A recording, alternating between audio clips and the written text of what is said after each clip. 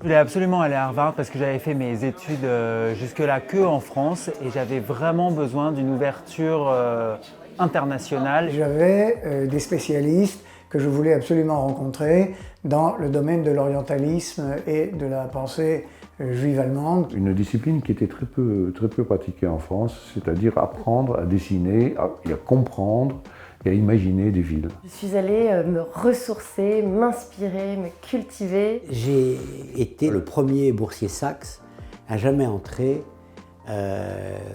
au département de government, c'est-à-dire de sciences politiques. À Harvard, c'est intéressant parce que j'y suis allé en tant qu'architecte et j'en suis sorti en tant que chimiste. Je suis venue demander une bourse doctorale pour poursuivre mes recherches sur la littérature des Caraïbes anglophones. La diversité des parcours a été voulue dès l'origine par Arthur Sachs. Lui-même diplômé de Harvard en 1901, il savait quelle richesse pouvait offrir cette université d'excellence. Et lorsqu'en 1958, il crée son fonds destiné à financer les études de 4 jeunes Français par an, il précise qu'il souhaite des étudiants non seulement bons élèves, mais surtout avec du caractère et de la personnalité. Sans aucun doute, la contribution qu'il a faite à la formation de jeunes brillants, de disciplines diverses, c'est ce qui a marqué sa vie. Et c'est également ce qu'il a transmis à sa famille qui nous rend le plus fiers de ce qu'il a pu faire pendant son existence. Arthur Sachs, très marqué par la Deuxième Guerre mondiale, souhaite aussi, avec cette bourse, instaurer un dialogue des cultures. C'était son amour pour la France, hein, et son amour pour son pays. Il y avait les deux, c'est une façon de créer un lien entre les deux. Et ça, c'était clair, net et précis. Those original principles of something about ensuring that there would be intellectual connection between France and Harvard. We experience that every day in every school at Harvard. Thanks to Arthur Sachs, thanks to the Sachs Fellows. Arthur Sachs a également souhaité que les boursiers qu'il recevait ici dans son salon s'impliquent. Il tenait à ce que les anciens jouent un rôle important dans la sélection des nouveaux.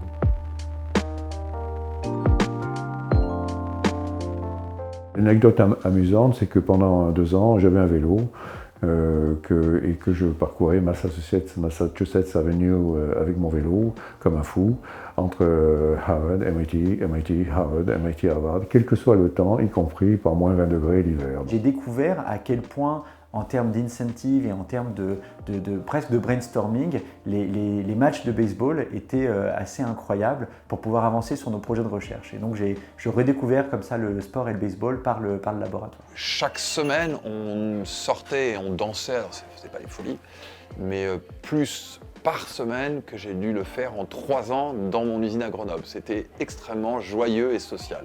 Une chose tout à fait personnelle, c'est là que j'ai rencontré mon mari qui était aussi un Sachs de la même génération. J'ai rencontré le grand amour là-bas qui était une de mes étudiantes et donc voilà.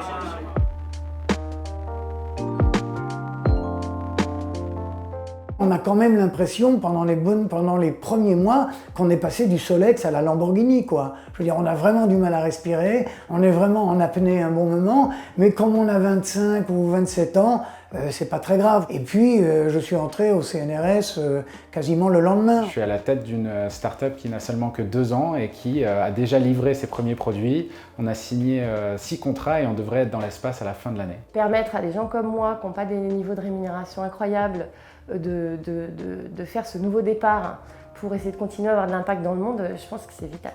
La Business School a un enseignement très spécial et j'ai appris, entre autres, à prendre des décisions. C'est une école pour prendre des décisions. J'ai pu, à 36 ans, devenir professeur des universités à Paris, dans mon domaine de chirurgie, grâce à cette expérience incroyable qui n'aurait jamais pu être possible sans la bourse Arthur Sachs. Je suis, depuis mon retour d'Harvard, complètement dans la lignée de ce que j'avais expliqué à la bourse Sachs.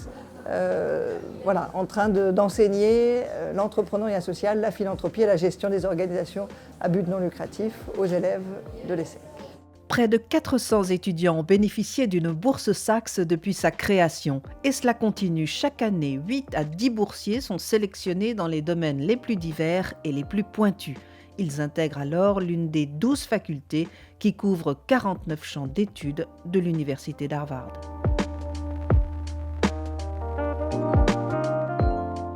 Une association qui a besoin de tous les talents. Chaque boursier l'a promis en passant la sélection. Mais d'abord, tirons notre chapeau à ceux qui ont accepté de s'engager. J'ai participé depuis plus de 30 ans au processus de sélection, à différents stades, etc., jusqu'à toutes ces dernières années. Tout ça, c'est une façon, en fait, pour moi aussi, de rendre ce que j'ai reçu. La bourse Sachs a une dimension différente, vu la diversité des profils. Et aujourd'hui, voilà, je suis suffisamment fan pour avoir été volontaire pour être président de l'association.